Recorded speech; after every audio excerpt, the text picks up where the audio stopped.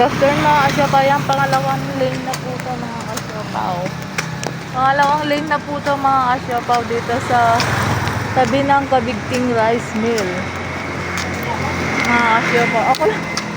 Ako lang yung may kapote. Sila wala. I am ready. Ready ako mga kasyopaw. Ayan o. Sila basa-basa na sa ulan mga kasyopaw juday.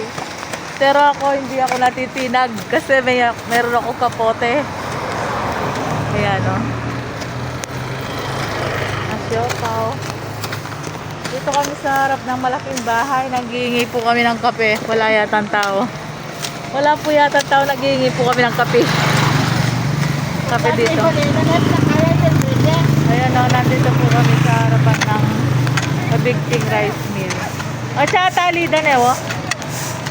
Mga asyopaw. Second lane na po to mga asyopaw juday. Nalilis na namin yung doon. Ito yung pangalawa mga asyopaw. Sisipag ng mga kasamaan ko mga asyopaw juday. Kaya nga pulong days yan. Ayan. 10 days po to mga asyopaw. Ayan. Yung mga pusa salabat sa daan mga asyopaw. Kontik ng mga pato. Yung mga pusa. Ayan o. Ang bilis-bilis pa naman ng mga ano dito sa mga asyopaw juday. Mga pusa, may buglang mga pato. Yan po yung inaano namin. Ilalagay namin doon mga asyopaw juday.